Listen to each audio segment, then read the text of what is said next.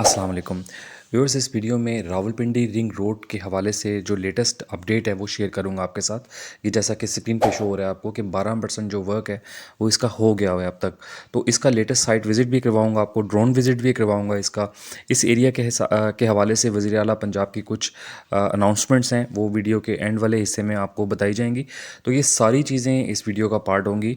आपसे रिक्वेस्ट होती है या चैनल सब्सक्राइब कर लिया करें, वीडियो पसंद आई तो लाइक किया करें, शेयर कंटेंट को शेयर किया करें ताकि अपडेट कंटेंट सब तक पहुंचे। अभी सबसे पहले मैं आपको ये स्टेटस बता देता हूँ इसका ओवरऑल जो यहाँ पे स्ट्रक्चर्स बन रहे हैं, टोटल बड़े बड़े जो स्ट्रक्चर्स हैं जिसमें ब्रिजेस हैं, ओवर पासेस हैं, कल्वर्ट्स हैं, सबवेज हैं। तो ये सारा स्टेटस अभी आपको स्क्रीन पे शो भी हो रहा है। मैं बता भी देता हूँ कि जो ब्रिजेस हैं वो 13 बन रहे हैं।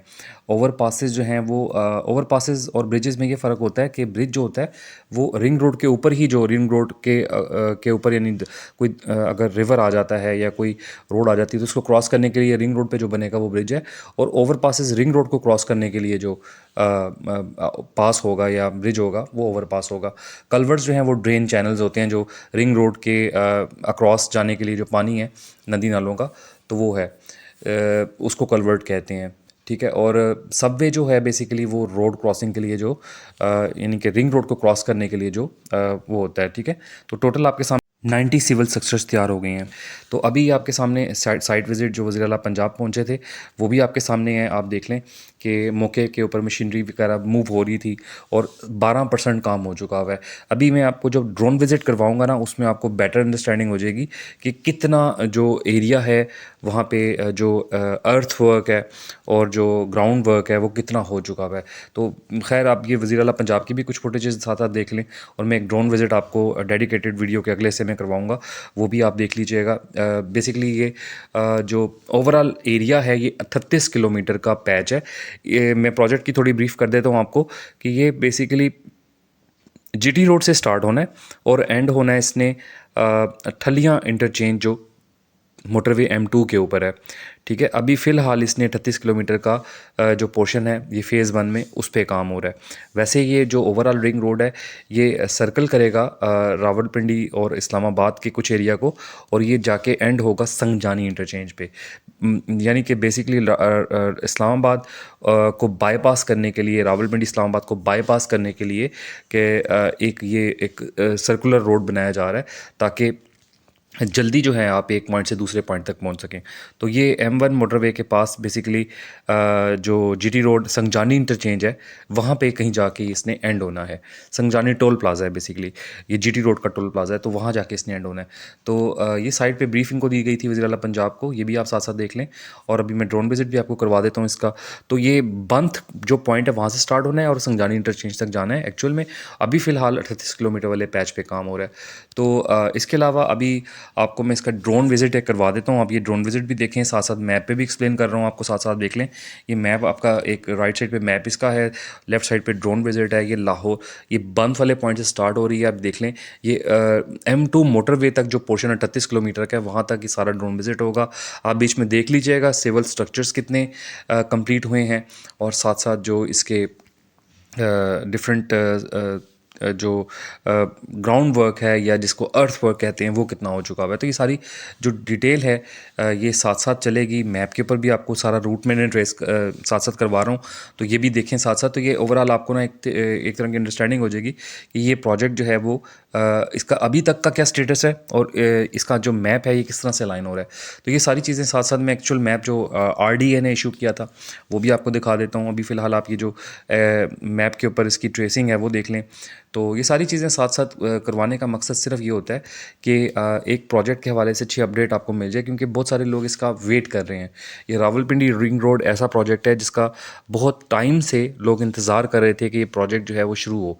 ये वज़ीर आला, हमारी खुशकिस्मती है कि वज़ीर आला पंजाब जो मोहसिन नकवी साहब हैं उन्होंने इसको टेकअप किया हुआ है और अच्छे तरीके से जो है हर तकरीबन वीक 2 वीक बाद ये मौके पे पहुंच जाते हैं और फॉलो अप करके इसको स्पीड और फास्ट ट्रैक पे लेके आते हैं।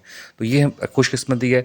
मैं इसकी रीज़न बता देता हूँ कि प्रोजेक्ट्स डिफरेंट और क्यों फास्ट पेस पे चल रहे हैं, ये भी क्यों फास्ट पेस पे आ गया है। इसकी वजह है कि कोई इनकी पॉलिटिकल एफिलिएशन उस तरह से नहीं है, इन्होंने इलेक्शन नहीं लड़ना।